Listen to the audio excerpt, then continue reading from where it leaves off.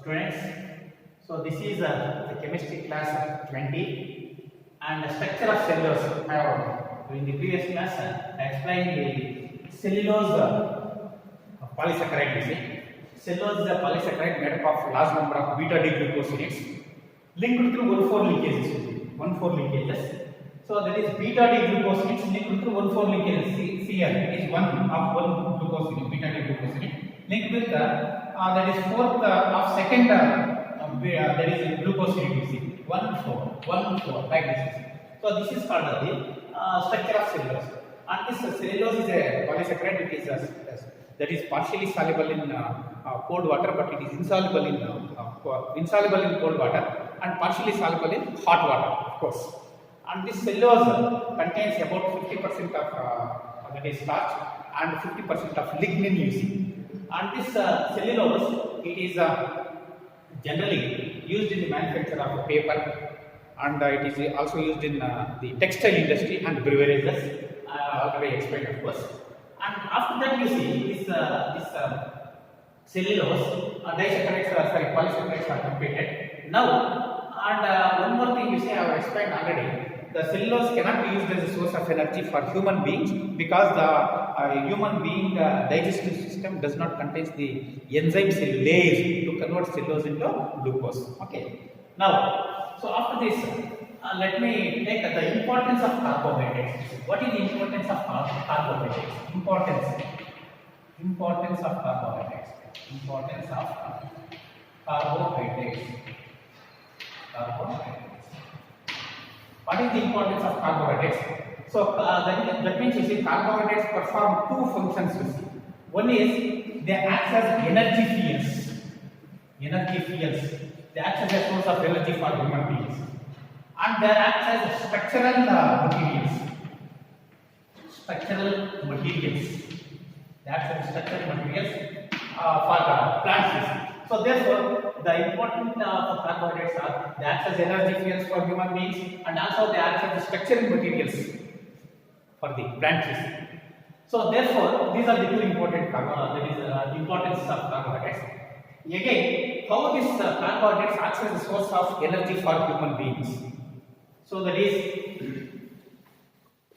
how carbohydrates acts as a source of energy. How carbohydrates acts as a source of energy. So this is of course 1 mark, 2 mark question. You see how carbohydrates act as a source of energy, or they are also act as biofuels. So we know that, you see, so that is carbohydrates act as a source of energy because all the carbohydrates present in our food, gets hydrolyzed to glucose. All the carbohydrates present in our food, just converted into glucose by the enzyme present in the digestive system.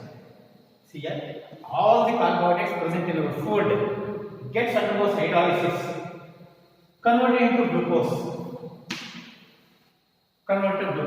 by the enzyme present in the digestive system. So this is the first sentence. Listen here. All the carbohydrates present in our food gets hydrolyzed to glucose by the enzymes present in the digestive system. This glucose enters the bloodstream. Via it undergoes combustion by the oxygen we inhale. This glucose, you see, C6H12O6 is glucose. So in the bloodstream, you see, this glucose undergoes combustion by the oxygen we inhale, 6CO2, giving 6CO2 plus 6H2O and enormous amount of energy. So that makes, you see, glucose is formed by the carbohydrates. All the carbohydrates present in our food gets undergoes hydrolysis by the enzyme present in the digestive system into glucose. This glucose enters the bloodstream and reaches the specific cells, during which it undergoes combustion by the oxygen we inhale during respiration, so forming carbon dioxide, water, and the enormous amount of energy. This energy is that is utilized for the various activities of our body. This energy is utilized for the various activities of our body, like cell synthesis, maintenance of body temperature, and muscular activities. That is muscular activities, cell synthesis. Okay, maintenance of body temperature, etc., etc. Even after this, you see, if the excess of glucose, if any, after getting energy from glucose, you see, if any excess of glucose molecules are present in the blood, they are reconverted into glycogen. You see, they are reconverted into glycogen and stored in the liver and muscles and brains. Liver, muscle, brain. That is, glucose is converted to glycogen and stored in the liver and muscles. Whenever energy is required, whenever energy is needed for us, so these glycogen undergoes breaks up into glucose, and this glucose acts as a source of energy, and that means this glucose again undergoes conversion, give carbon dioxide, water, and enormous amount of energy. That energy utilized for the various activities of our. That means you see, activities of our body. That means the carbohydrates acts as a source of energy during starvation. Let us during what? Starvation. That is how these carbohydrates act as a source of energy. That means you see, again, let me explain again. That is, carbohydrates act as a source of energy. How? How do the carbohydrates act as a source of energy? We know that all the carbohydrates present in our food, whatever it may be, that means it may be monosaccharide, disaccharide, polysaccharide, or because it is starch is a polysaccharide. When we eat potato, you see it is a polysaccharide. Like if you take that is sucrose, sugar, that is disaccharide. If you take glucose powder, it is monosaccharide. You know that. So therefore, you see, all the carbohydrates present in our food gets undergoes hydrolysis into glucose. This glucose enters the bloodstream, reaches the specific cells where it is necessary, during which this glucose undergoes conversion by the oxygen we inhale during respiration, of course, giving carbon dioxide, water, and enormous amount of energy. This enormous amount of energy liberated, you see, this energy is utilized for the various activities of our body, like cell synthesis, maintenance of body temperature, and muscular activities. So therefore, after that, you see, even after getting energy, you see, some glucose molecules are that is as it is in the blood, you see, excess of glucose molecules in the blood.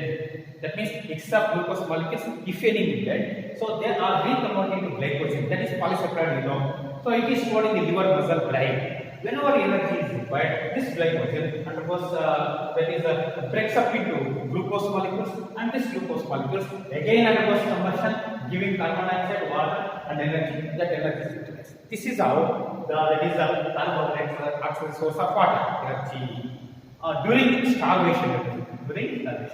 So this completes actually the carbohydrate chapter. So remember, in the carbohydrates, so important questions are how do the carbohydrates act as a source of energy, and how structure of sucrose, maltose, lactose.